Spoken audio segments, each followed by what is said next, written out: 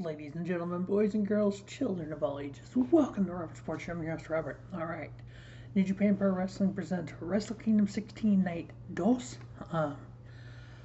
What a 2-day show we had. I started this morning, just finished up with the main event. We had Will Ospreay versus Suzuki Okada for the IWGP World Heavyweight title was our main event. I'm going to run down this whole card. I thought it was a great 2-day show, which Wrestle Kingdom never disappoints. New Japan Pro Wrestling very rarely disappoints. We do have a third night of Wrestle Kingdom on Sunday the 8th. We have New Japan Pro Wrestling versus Pro Wrestling Noah. Boom. That'll be a great show. It is a lot of tag matches and stuff. Now that won't be live on NJPW World because obviously Pro Wrestling Noah has their own streaming service, Wrestle Universe, and I think it's on there.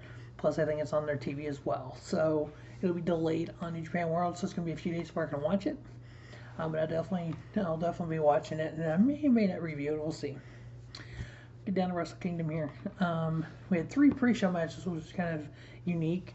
First one, we had a 6-man tag. We had Great Bash Heel, which is Makabe and Honma, and Yuji Nagata teaming up versus the Bullet Club, Bad Luck File, Gato, and Jaldo.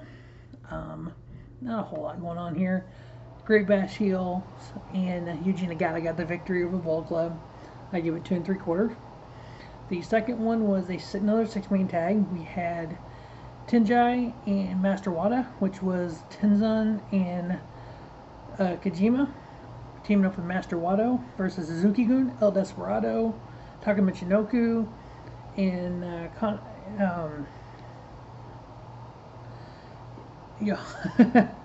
Kanema, I think is how you pronounce it. And Tenzan, Kojima, and Master Wado got the victory. I give it 3 1/4. Just typical 6-man tag that New Japan puts on. And then third and final, we had Suzuki-gun, Doke, Taichi, and Zack Sabre Jr. versus Los Ingobernables de Japón, LIJ, Bushi, Hiromu Takahashi, and then Shingo Takagi. They got the victory over Suzuki-gun, 3 1/4 star match. First match on the main card, we had the IWGP Junior Tag Team Championships on the line in a triple threat match.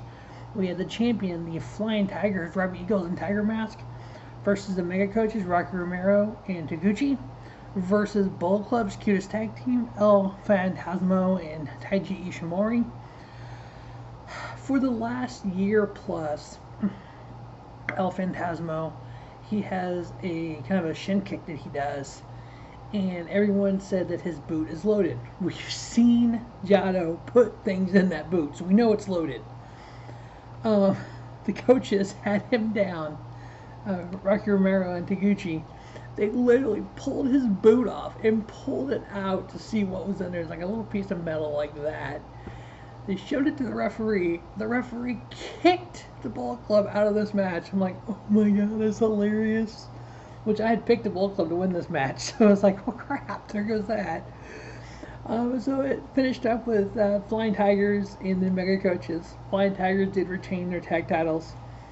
So we had a little bit of a little comedianship there with that. We had the referees kicking them out, and we had Robbie Eagles and Tiger Mask retaining their IWGP Junior tag titles. I gave it 3 star. And then we had the first women's match on a main card of Wrestle Kingdom. Iatani and Kid teaming up versus Katatani and Nakamo. Out of Stardom. This was actually a really fucking good match. I mean, I give it 3 3/4. These women at Stardom, holy hell, they're talented as hell. I would love to be able to watch more Stardom matches just to see how great some of these women are over there. But just like I said in the preview, Kamatani and Nakata got the victory. Yeah, Japanese names, Mexican names, I suck at pronouncing all of them. Why can't we just have like AJ versus Adam Cole, Something simple. Next up, we had the 4-way for the New Japan Pro Wrestling King of Pro Wrestling title, the KOPW title, 2022, the provisional champion. So what will happen is during 2022, we'll have different matches for this trophy. At the end of the year, whoever holds it at the end of the year, at the end of 2022, will be the provisional champion for 2022. This title, I guess you call it, or trophy came out in 2020. 2020 and 2021, Toru Yano was the provisional champion for both years. So the four-way was Minoru Suzuki, Yano, Sema, and Chase Owens. Surprising to me, Minoru Suzuki got the victory. I want to see who takes it from him. That ought to be fun. I think we need Orange Cassidy to go after him for it. I think that would be comical.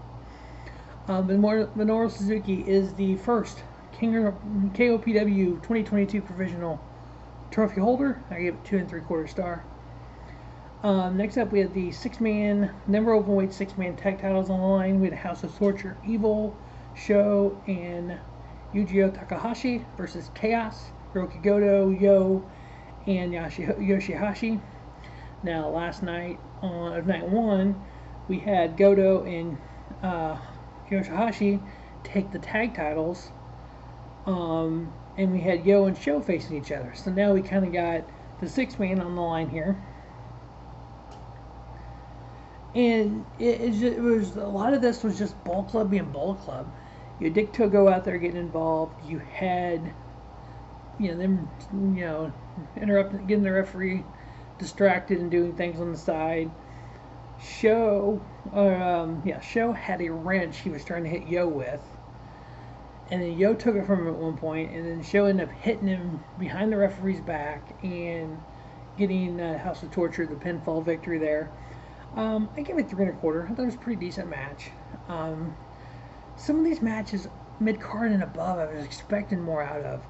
I know for the 2 nights, the sub-mains, to me, did deliver. I know yesterday, night 1, sub-main was the IWGP Junior Heavyweight title. And so we had 2 matches in between this never openweight and then the main event, or sub-main. We had a couple LIJ members versus a couple United Empire members. We had Sonata versus Great-O-Khan. Sonata is just, it's like they started to kind of push him and give him a kind of a good run, but they kind of took that away from him. I don't know why. I think he's uber talented. One of the better wrestlers on the roster. Great-O-Khan, yeah, I could leave him. He's just really stiff in the ring and doesn't really, he's not that good. I mean, Sonata made this match work. I give it 3 star. With Sonata getting the victory. But next up, this was the match I was looking forward to when it was announced. We had Naito versus Jeff Cobb. Naito, the leader of LIJ, versus Jeff Cobb, member of United Empire, with Will Ospreay. This was the match that I really thought was going to deliver, and it did. You had two kind of similar styles almost. You had Cobb, the more powerful, relies on his power and stuff, but you have Naito that relies on his in-ring ability and his smarts. And early on, Jeff Cobb started bleeding. I don't know if he's bleeding in his mouth, but he had blood around his lips and stuff. I was like, blood? Okay, this is kind of different. I used to WWE. But yeah, this match went on for a while. Just 2 brutes going at it. Naito getting the victory. I ended up giving it 3 3/4 star. Next up, we had the sub-main. We had the IWGP United States title line in a no disqualification match. Champion Kenta versus Hiroshi Tanahashi. When I think of the Ace, which is Tanahashi's nickname, I think of John Cena. To me, what Tanahashi does in New Japan is kind of like a John Cena in WWE back when he's kind of on his run. He's kind of like, everybody's kind of cheering for him. He's always there. He's always in main event spots. He's not one that you're going to see do a lot of hardcore stuff. Watching Tanahashi using chairs and tables and cookie sheets and trash cans, it looked awkward at first. But as the match went on, it started getting a little bit better. He started looking more legit doing it. When Kenta pulled the 25-foot ladder out, if this is 25 foot, maybe for starting, I don't know, but it was a huge ass freaking ladder. And Kenta started climbing up it. You're like, this is not going to end well. So Kenta climbs up this huge ass ladder. It took forever to set about. That was what was the funniest part about it. is one of those ladders that had the brackets built into it. So he's literally hooking a bracket, going over beating on Tanahashi, hooking a bracket, beating on Tanahashi, just going back and forth. He climbs probably 3/4 of the way up. Tanahashi was laying on a table. Tanahashi gets off the table, pushes the ladder, rocks the ladder, and then it pushes the ladder, and Kenta fell off the ladder onto a metal trash can. So they fight a little bit more. I think they both had went through tables at different points. Well, there's a table set up there. So Tanahashi puts Kenta on that table. Tanahashi climbs that ladder. I'm like, if he would have done that probably 20 minutes before he did, it would look really awkward. It still kind of looked awkward. You could tell he wasn't comfortable doing this. But he did a freaking, I don't want to say a frog splash, but he did kind of a jump off the ladder on Kenta through a table and was able to get the 1, 2, 3. I thought, that the end spot like that was pretty amazing seeing Tanahashi do that. I ended up giving it 4. I was 4-star with that all the way. That was the second best, or at that point, the second best match of the week, of the 2-day Wrestle Kingdom. It became the third best match of Wrestle Kingdom after the main event. Any wrestling fan out there who follows a lot of wrestling, we have, as wrestling fans, we have those mind dream matches. I want to see XY versus XY. I want to see this person versus this person. We know they're going to be good. We know what they mean to the business at that point in time in history.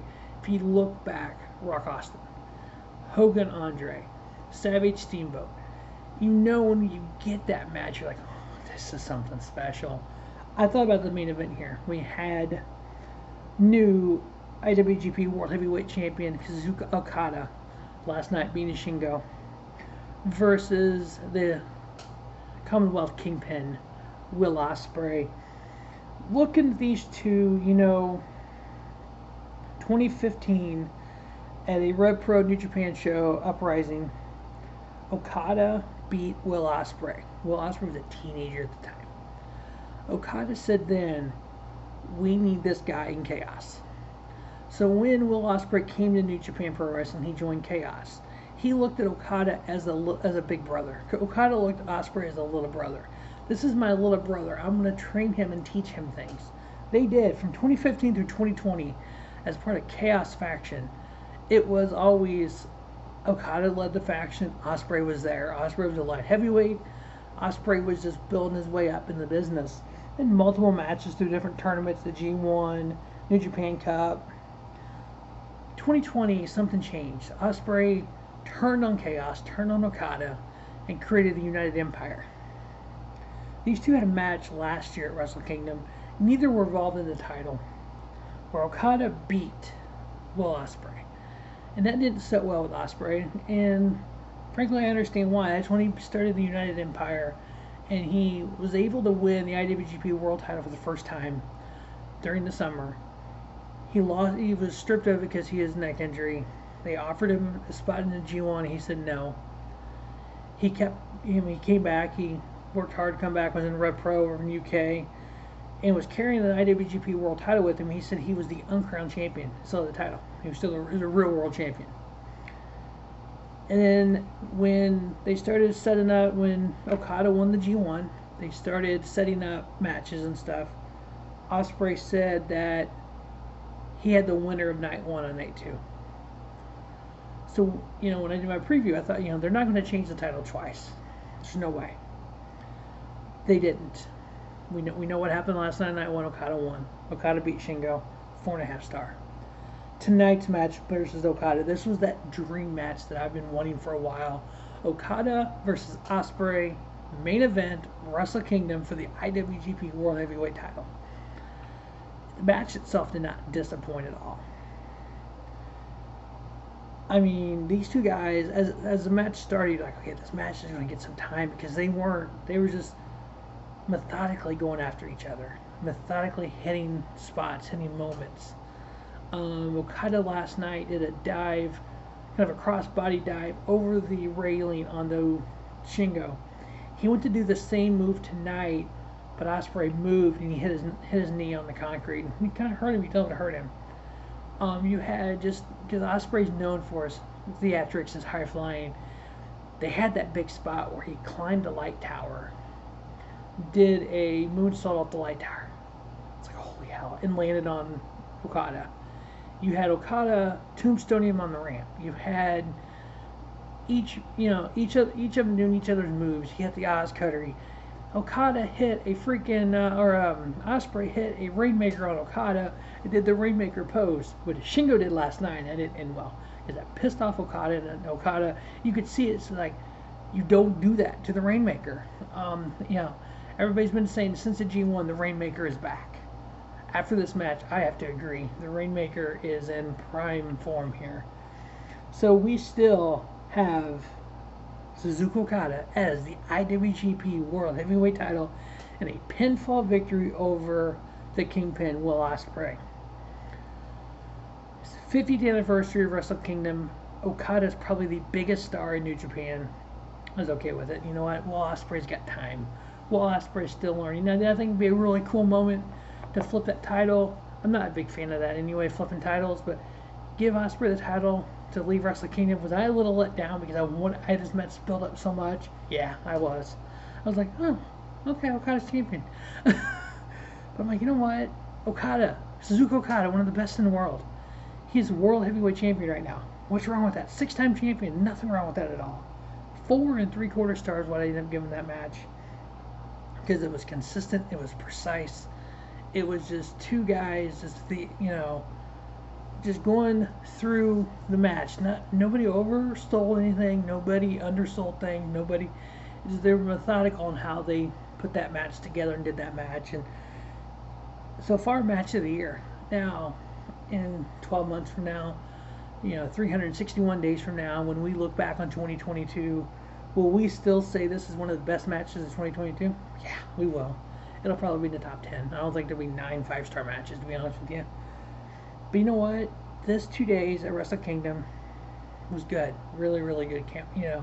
It's a great way to set up the year. Now, obviously, it's the best match of 2022 already. But I have not watched AEW Dynamite debut on TBS, where we have Bryan Danielson versus Adam Page for the AEW World Heavyweight title. As of 9:39 Central Standard Time, January 5th, 2022, I have not watched that match. So, that match could be better than this match. On January 5th, mind you, 5 days into the year, we could legit have 2 Match of the Year candidates happen on the same night. But hey, that's going to wrap up the New Japan Wrestle Kingdom 16 Night 2 review. As always, thanks for watching Robert Sports Show. Don't just have a great day. Have a spiffy day. Robert Sports Show, your YouTube leader in sports channel content.